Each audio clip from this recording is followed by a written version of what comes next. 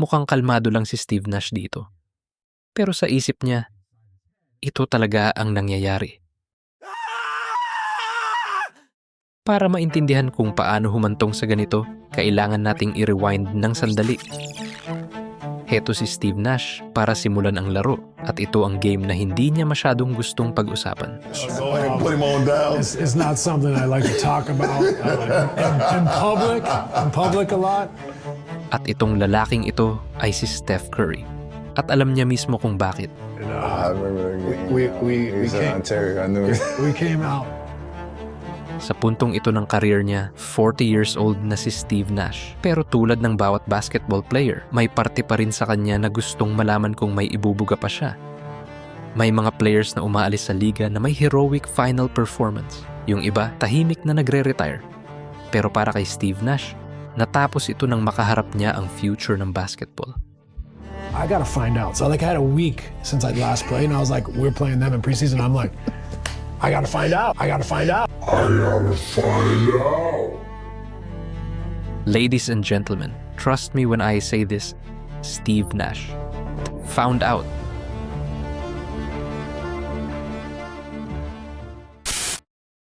Pumasok si Steve Nash sa NBA noong 1996 sa draft class na kasama ang mga legends tulad nina Allen Iverson at Kobe Bryant.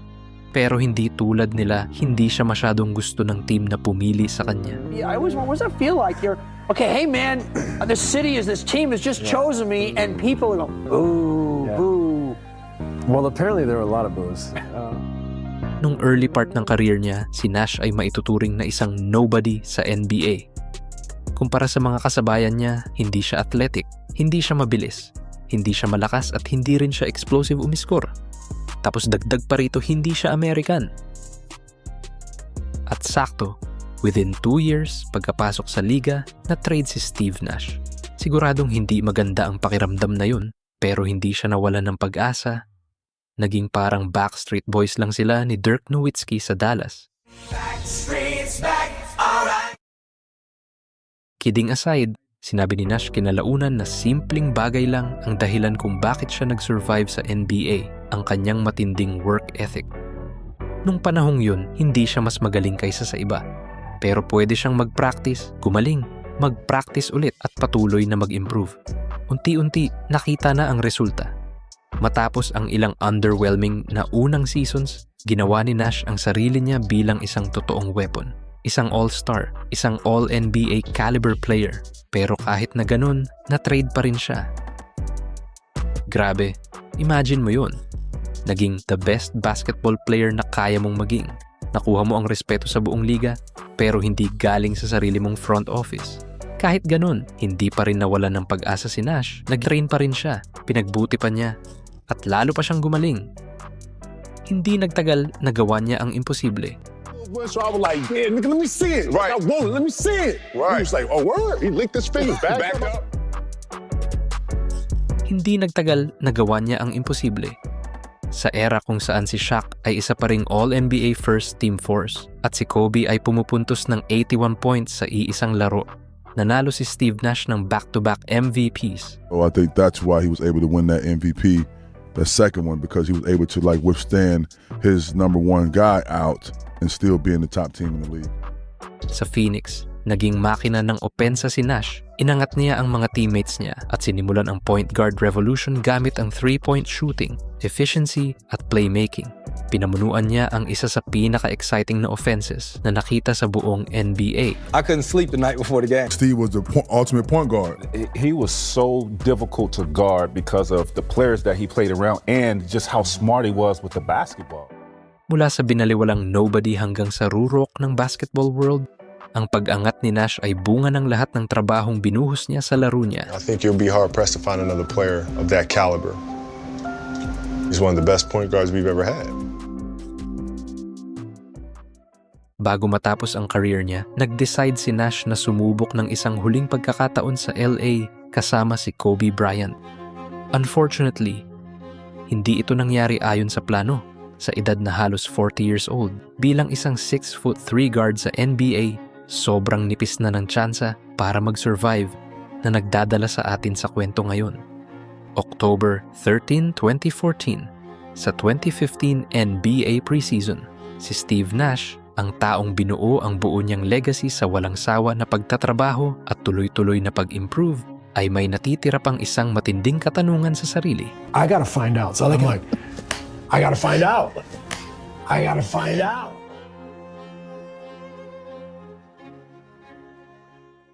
Kung may laro man na nagbigay kay Steph Curry ng palayaw na baby-faced assassin, ito na yun.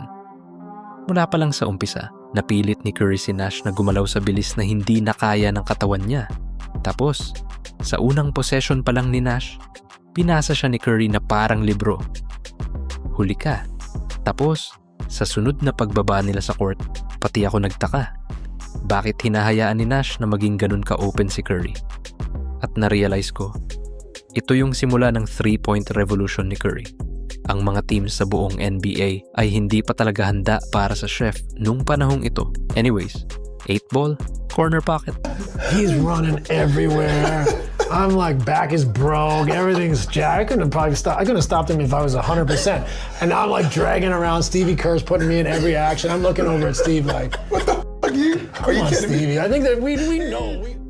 Sinubukan ni Nash sumagot gamit ang isang layup, pero sa kasamaang palad na steal ng malinis ni Curry ang bola, mabilis na dinala sa harap at ginawa ang tinatawag ng NBA na 3-point layup. Mukhang locked in na si Steph. At sa moment na yun, mukhang cool pa rin si Nash gaya ng dati. Pero promise sa inyo guys, sa kaibuturan niya, ganito ang nararamdaman niya. Anyway, sa sumunod na possession ulit ng Warriors, napunta ulit kay Curry ang bola. Ibig sabihin kailangang dumipensa ulit agad ni Nash. At ngayon, gustong-gusto na talaga niya siyang pigilan. Pero naging pabor pa ito kay Curry. 4-point play. Gives it up to Curry. 3 in a row. Could be a 4-point play. Siguro iyon ang moment na naramdaman ni Nash na tapos na ang oras niya sa NBA. I mean, only a minute and 40 seconds pa lang simula ng game, hingal na si Nash habang ganito na ang itsura ng scoreboard. Habang si Curry naman sa court ay ginagawa ito. I'm guarding Steph. I think they put up like 50 in the first quarter. Hindi naman talaga 50, pero sa ganda ng nilaro ni Curry, parang umabot na rin sa 100. I mean, look, sa mismong susunod na possession ng Warriors, ito mismo ang nangyari. Maya-maya lang, nag-shoot si Curry ng jumper mismo sa mukha ni Nash. Sa kabila naman, na-block ang tira ng Lakers. Hindi pa rin makascore ang Lakers. Ilang possessions pa, sinubukan ni Nash i-atake si Curry off the dribble, pero sinarado ni Curry ang lane. Napilitan siyang ipasa ang bola at natapos sa isa na namang mintis. Gaya kanina, mabilis na tinakbo ng Warriors ang bola para sa madaling puntos. At halos agad-agad, nangyari na naman ang parehong sequence. The 16-point Laker deficit. Thank goodness it's an exhibition. 6 minutes in, Warriors 20, Lakers 4. Alam ni Nash na talo na siya sa laro. Sobra. Ngayon, imagine niyo ito. Na-overwhelm ka na. Namintis mo yung una mong tira, tapos bumalik agad ang kabilang team at nakascore ulit ng 4-point play. Nawalan na siguro ng pag-asa ang 40-year-old na si Steve Nash sa sandaling yun. Kung 10 years younger lang siya, baka naging iba. Pero ngayon, bukod sa natatalo sila, iniinda pa niya ang sakit sa likod, sakit sa binti at mga injuries na naipon sa paglipas ng mga taon. Mula rito wala nang naging maganda para kay Nash o sa Lakers.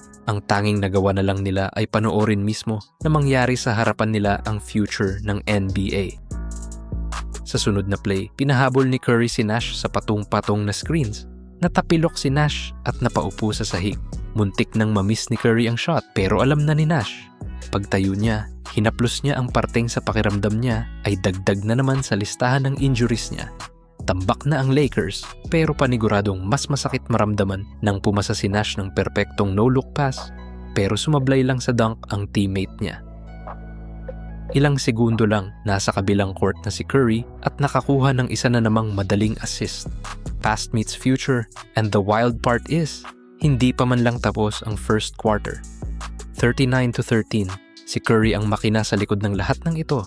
Iyan ang score ng maglakad si Nash papunta sa bench para sa huling pagkakataon sa kanyang NBA career. Si Curry naman, mukhang sariwa pa rin at parang handang maglaro ng 48 straight minutes. Anyway, nagpatuloy pa si Curry na nagpamukha kay Nash na kahit anong gawin niya sa puntong ito ng career niya, hindi na talaga niya kaya makipagsabayan sa kung ano na ang nagiging anyo ni Steph. At kung hindi pa sapat yon, may isa pang huling moment. Si Kobe na matagal ng karibal ni Nash ay dinepensahan ng full court si Curry, 94 feet. Pinipressure niya, binabangga, mukhang naka-locked in at panandalian, umubra ito. Tapos, hinawi lang siya ni Curry at tumira ng malayo. Anybody's at 50%. Whoa! From the other county. Kung hindi pa kumbinsido si Nash, tinanggal ng tira na yun ang kahit anong pagdududa. The future has arrived. I gotta find out. So like I had a week since I'd last played, and I was like, we're playing them in preseason. I'm like, I gotta find out. Well, tingin ko ligtas nang sabihin ngayon na nalaman nga niya talaga.